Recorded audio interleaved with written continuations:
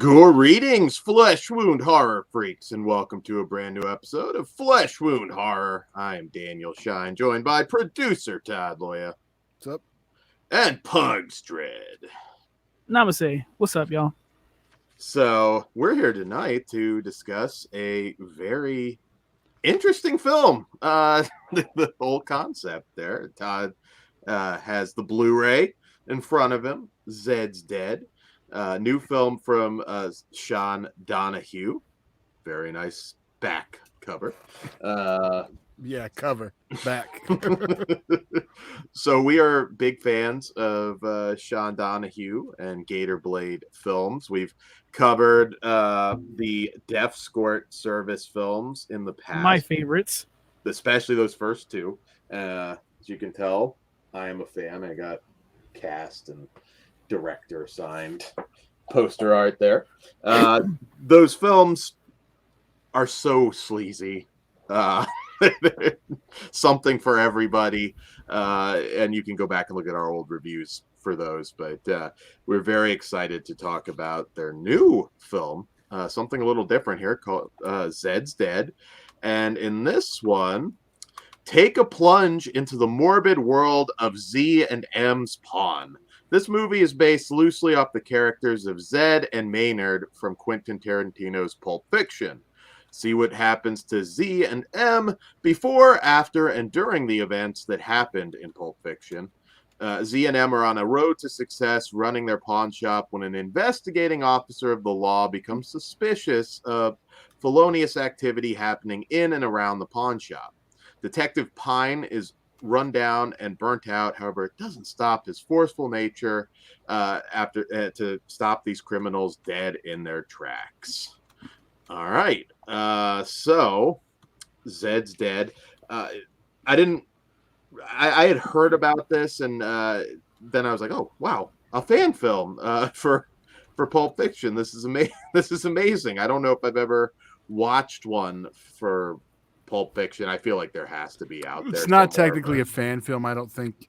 Loosely based. But, well, I mean, it's not put out there as a fan film like some of the others because they are legitimately selling it. It's an homage. It's loosely based and very loosely, right? Very, very, very loosely based. Well, no. Well, it's very, very. Now I'm getting confused. Yeah. Well, no, there is a difference. There's a difference between this and like Never Sleep Again. Never Hike Alone. Yeah. So there's a bit of a difference. There is, yeah, and I would basically say this is Pulp Fiction if it were directed by H.G. Lewis. Very much a gore film. It opens up as we would expect these guys inflicting some trauma on a guy, and while the Gimp plays cards. And oh my God, is the Gimp hilarious? He's the best. You know who the Gimp is, right? I do not. That is the director. Oh, perfect. Yeah.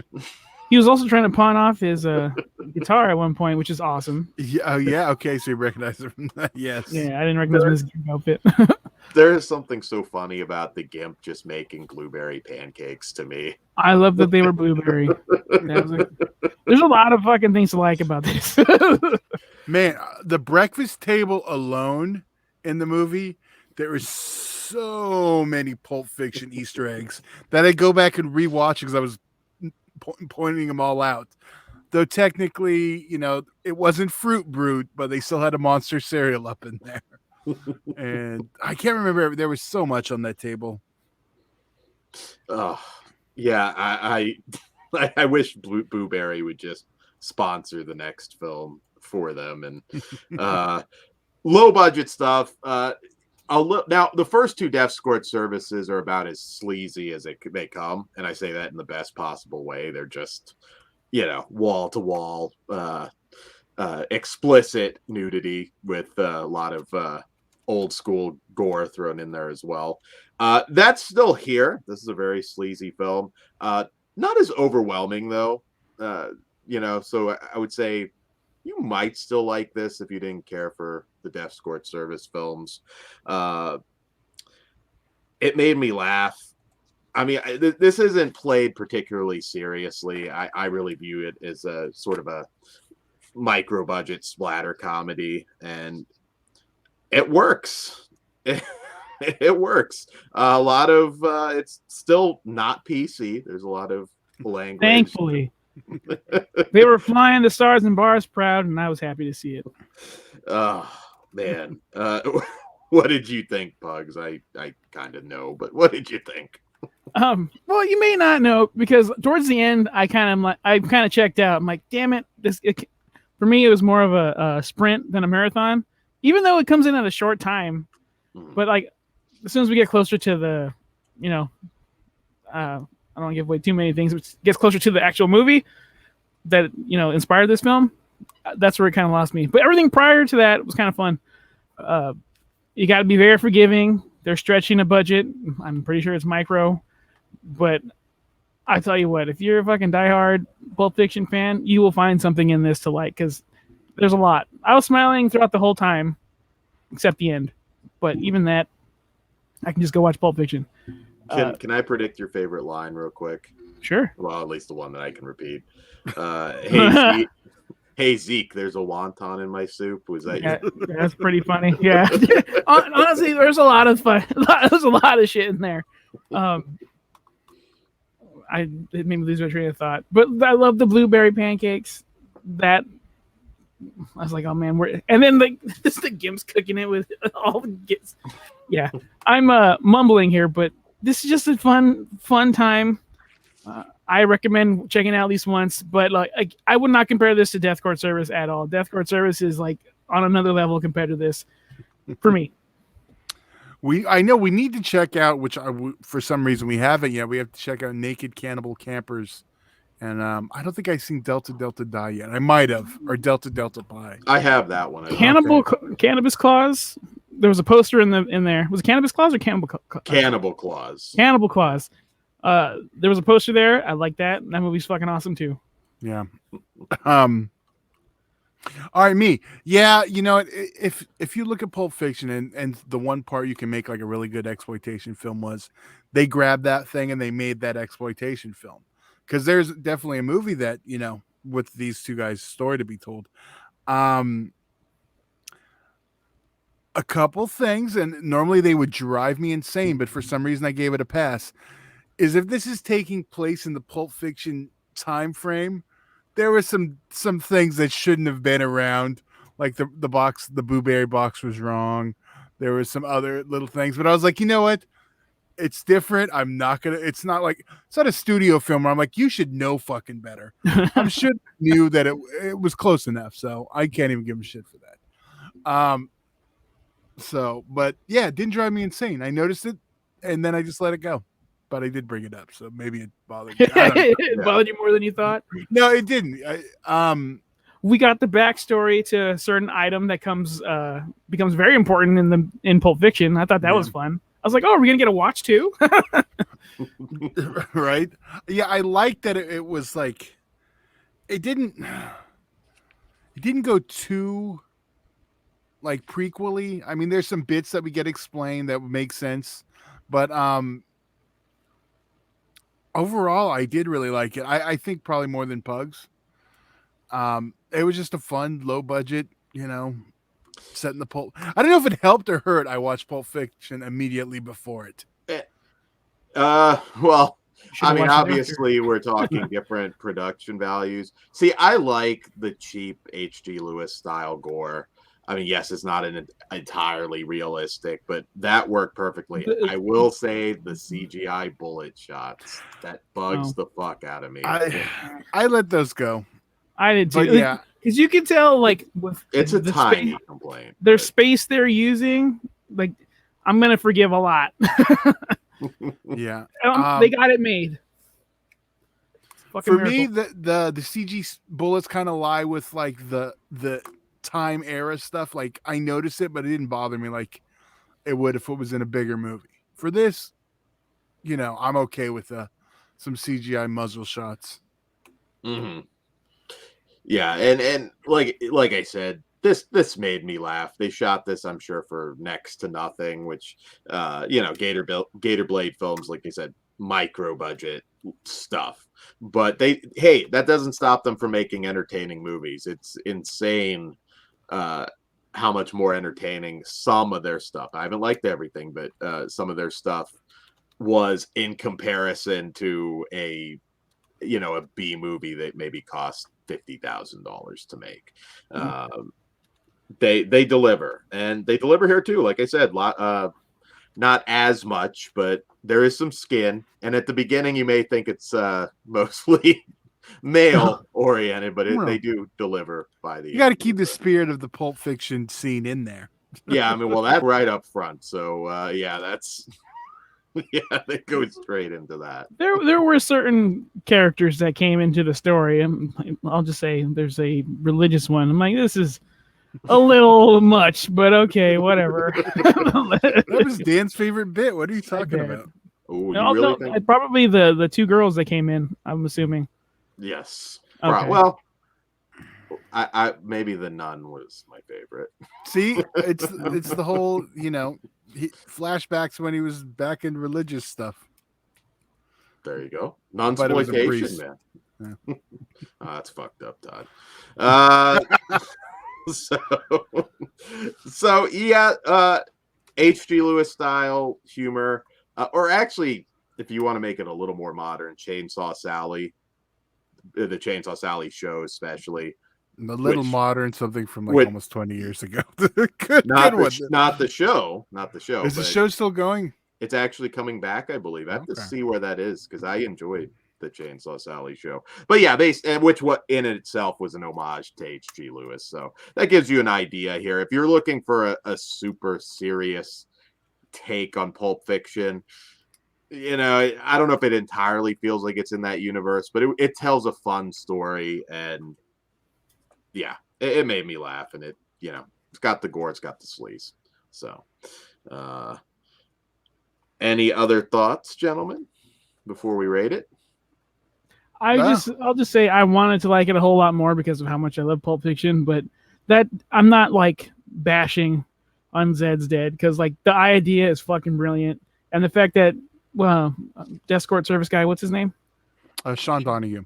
Sean Donohue was able to achieve this. Bravo, sir. Hats off. Yeah. And it's very, very important that we have filmmakers making these types of films that will not be made anywhere unless it is on the micro budget level. It's on PC. It's fun. It's dirty. It's grimy. And I enjoyed it. And you can get it from Gatorbait Films, or you can hit up Sean Donohue on Facebook and get it directly. There's the Blu-ray is limited to 300. I'm sorry. I don't know what the DVD is if it has a print run, but if you want it, yeah, view it as a collector's item because you won't be able to get it soon enough. All right, so 0 to 5 stars, and I always have to remind people we review these films for what they are. Some of you may view this as absolute garbage. I won't argue with that. It depends on your taste. I like it, and I give it a 3.5. I am also grading on a curve today. This is just, it's cool to be achieved.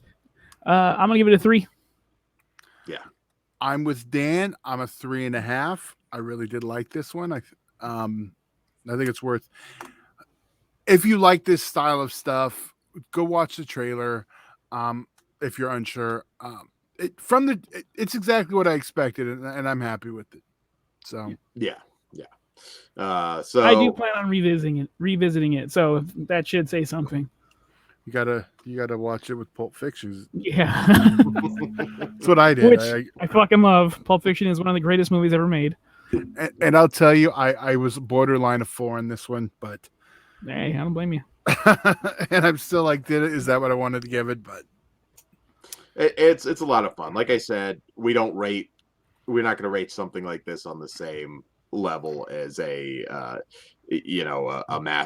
Exorcist. It's different. It's a completely different film. So for what it was, I was entertained. Yeah, I know. I would have given this a higher number than Exorcist. How fucking dare you? There we go. I told you I turned the corner on that one. Now Omen, on the other hand, way better than The Omen. Oh, man. You know what would be a cool spin-off of a storage unit story about that takes place in the Pulp Fiction universe, right, Dan? It'd be interesting. There's a lot of fan. What would the name be? I don't know. Half fan.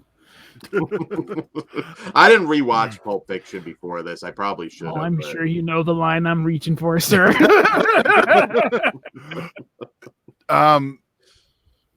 Even a coffee shop. I gave the quote too late because that could have been on the cover. Better than The Omen.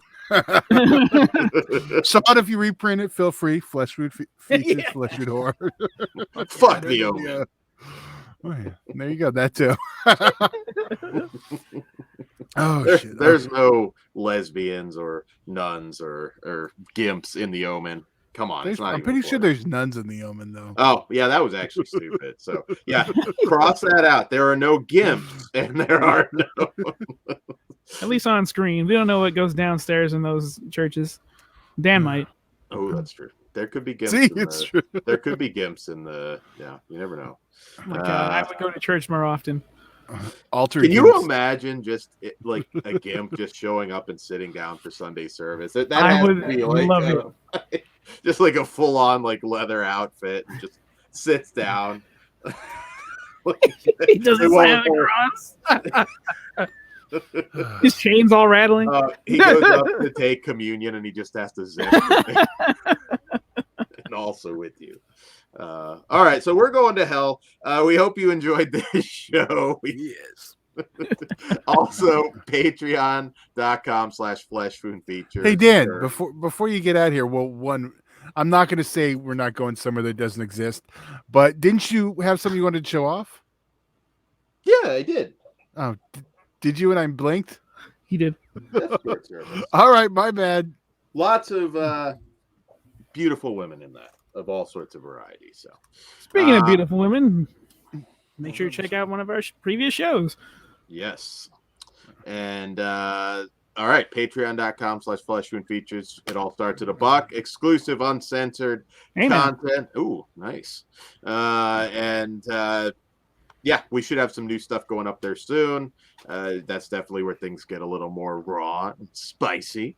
So check that out. Also, fleshwoundfeatures.com. There's links to everything, including our Teespring store, where you can get some official merchandise. We are on Discord, Twitch.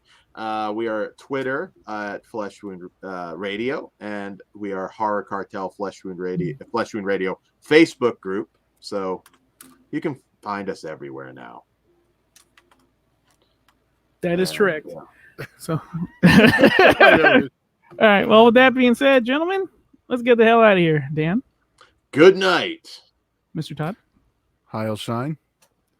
I'll see you in Disneyland.